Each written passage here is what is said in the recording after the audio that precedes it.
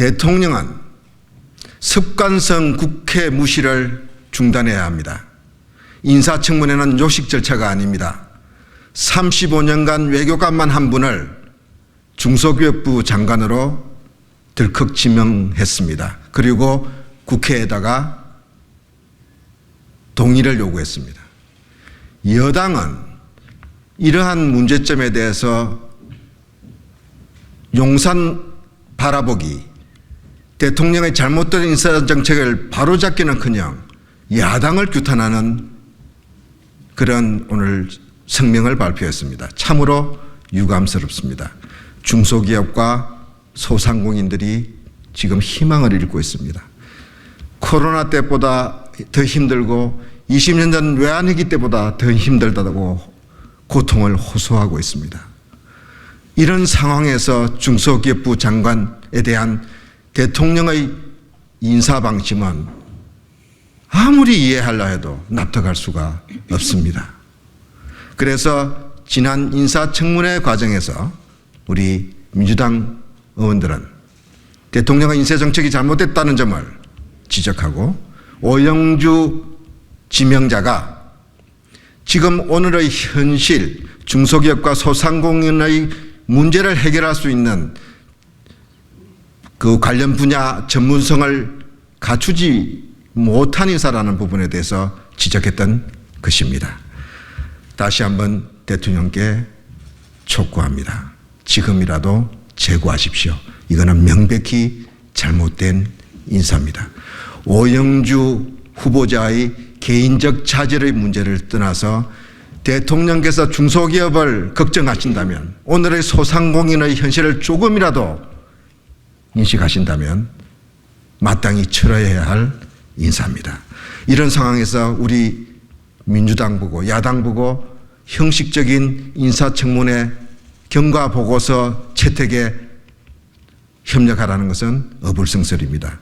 대통령 스스로 이야기하신 국회를 존중하겠다, 국민이 항상 옳다 하신 말씀을 실천해야 합니다. 저도 산업통상자원 중소벤처기업위원회 위원으로서 이번 인사청문회 위원으로서 관련 자료를 보고 자료를 요청하고 청문회에 임했습니다. 그 결과 두 가지 사실에 대해서 확인을 했습니다. 첫 번째는 오영주 후보자가 외교부 공무원으로 35년 동안 일하면서 중소기업 관련한, 중소상공인 관련한 전문성이 일체 없었다는 겁니다. 더더군다나 본업인 외교 관련한 업무에서도 무능함이라 무책임함을 엿볼 수 있었습니다. 저는 부산 엑스포 유치 지원 특별위원회 위원으로도 활동을 했습니다. 우리가 49대 51로 추격했다라는 얘기를 정부에서 언론에 흘렸습니다. 그리고 공식적으로는 1차에 선전해서 2차에 뒤집겠다, 이런 발언도 했습니다. 그렇다고 한다면 외교부의 담당 이 업무에 대한 차관은 여러 가지 시나리오를 가지고 있었어야 합니다. 최악의 시나리오, 그리고 최선의 시나리오, 그 각각에 대해서 어떻게 대처할 것인지 그런 준비를 하는 것이 마땅합니다. 그런데도 불구하고 29표라는 정말 상상할 수도 없는, 그 전에 정부가 국민들에게 알린 것과는 판이하게 다른 결과를 우리는 목도를 했습니다. 이건 패배의 수준이 아니라 참패의 수준입니다.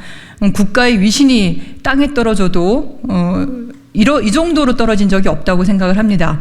근데 이 건에 대해서 과연 사전에 알고 있지 못했는가? 그렇다면 무능한 것이고, 알고 있었으면서도 선전할 수 있다, 2차에 뒤집을 수 있다, 이렇게 발언을 한 거라면, 그러면서 대통령을 파리에 2번이나 오게 하면서 전력전을 치르면 가능할 것처럼 그렇게 간 거라면 그럼 사기친 거다라는 거죠. 어느 것 하나 고위공직자로서의 책임감과 전문성, 능력을 확인할 수는 없었다라는 말씀을 드리고, 그래서 저희는 제대로 검증할 수가 없었고 과연 중기부 장관으로서의 역할을 기대할 수가 없었다라는 말씀을 드립니다. 그리고 두 번째로 도덕성에 관한 건인데요. 마지막까지 저희는 자료를 받지 못했습니다. 앞서서 국민의힘 여당 의원님들께서는 모든 자료를, 자녀에 대한 모든 자료, 남편에 대한 모든 자료를 제출하라고 막무가내식으로 했다고 말씀하시는데, 저는 의사진행 발언을 통해서 여러 차례 요청을 드렸습니다. 그 중에 하나는 28살짜리 아들이 7억 5천만 원의 아파트를 구매하게 된 경위입니다. 네, 그것도 인사청문회 막바지에 가서야 겨우 일부 자료만 찔끔 줬을 뿐인데요. 예, 4억 1,400만 원의 주택담보대출을 통해서 그 아파트를 구매했다고 합니다. 그런데 28살이 도대체 3억 4천만 원이 드는 돈을 어디서 돈이 났길래 그런 아파트를 구매할 수가 있었을까요? 그래서 증여세 탈루의 의혹이 있기 때문에 관련 자료를 요청을 했지만 지금까지도 제출하고 있지 않습니다. 뿐만이 아니라 배우자의 그 사법 처리 관련한 자료 일체라든가 이런 자료들이, 저희가 요청한 자료들이 일체 오지 않은 과정에서 여러 가지 의혹들이 있습니다. 검증도 제대로 끝나지 않은 그런 후보자에 대해서, 그리고 전문성에 대해서 심각한 의문을 제기할 수밖에 없는 그런 그런 후보자에 대해서 우리가 인사청문회 보고서를 채택할 수는 없는 일입니다. 기본적인 자료 제공과 성실한 인사청문회에 임하는 태도, 그것이 없는 상태에서 어떻게 청문 보고서를 채택할 수 있겠습니까? 저는 지금이라도 그 오영주 후보자는 부산 엑스포 유치 과정에서의 무능 또는 사기에 대한 책임을 지고 그에 합당한 행동을 하는 것이 맞다라고 생각합니다.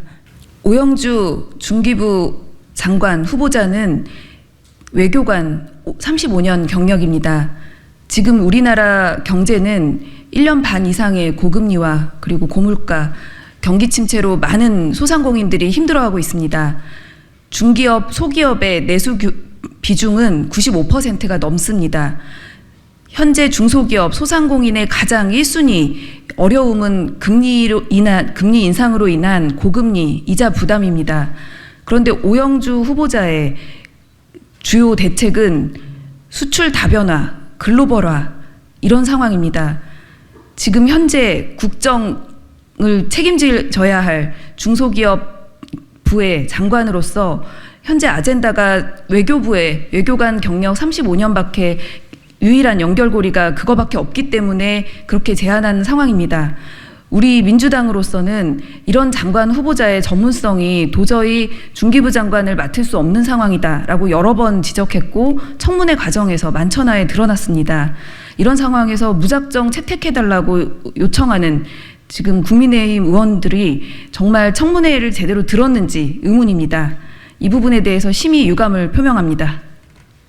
오영주 후보는 외교부 2차관에서 당시 2030 월드엑스포 유치 책임차관이었습니다. 큰소리 뻥뻥 치다가 결국 119대 29 대국민 사기극 실무 총괄 책임자였습니다. 그런데 책임 추궁을 해도 부족할 판에 영전이 웬 말입니까? 문제는 35년 외교관 생활 중에서 17년간을 외국에서 살았습니다.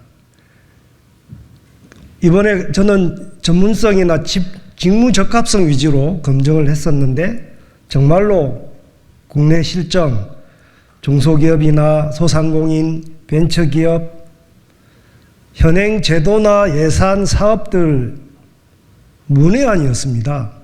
그런 사람이 지금처럼 쓰리고 복합 위기 상황에서 제일 직격탄을 맞고 있는 게 중소상공인, 자영업자, 벤처기업들인데 지금 윤석열 정부 1년 반 만에 절단이 났지 않습니까? 그런데 그 실물 경제를 전혀 모르는 이른바 외교 전문관을 보훈 인사로 중기부 장관으로 외교차관 5개월 만에 내려보냈습니다. 베트남 대사를 발견했고 초고속 승진했습니다. 남편이 윤석열 캠프의 핵심 역할을 했다는 그런 의혹, 그런 점에서 보훈 인사 아니냐 이렇게 저희가 의구심을 갖고 자료 제출 요청을 했는데 안 했습니다.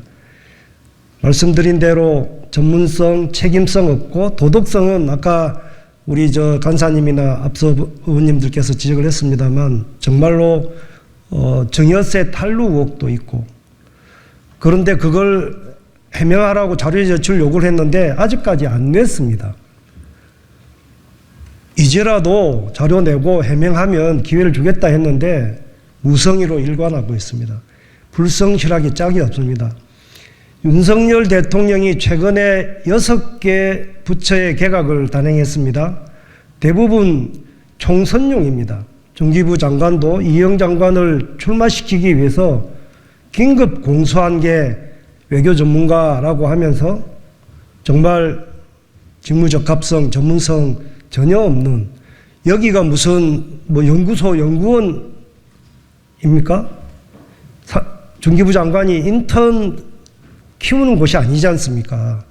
실물 경제를 잘 알고 있는 사람이 투입을 해도 이 어려운 상황을 중소기업이나 소상공인 자영업자들, 벤처기업들이 어떻게 어려움을 타개해 나갈 수 있을지 참 걱정이 태산인데, 아랑곳하지 않고 본인사로 한다? 전문성도 없고. 그래놓고 저희는 부적격이라고 판단을 내렸는데 국민의힘에서는 적격하다고, 적합하다고 그렇게 강변을 해서 오늘 결국 청문보고서 채택이 안 된 것입니다. 그런데 무슨 민주당 탓을 합니까? 본인들이 그런 장관을 낙하산으로 내려보낸 게 원인 제공한 것 아니겠습니까? 저희가 습관적으로 무슨 청문보고서 채택을 불발시킨 게 아닙니다. 너무나 국민들 시선에서 상식의 눈높이에서 보면 도저히 부적격이기 때문에 채택할 수가 없었기 때문입니다.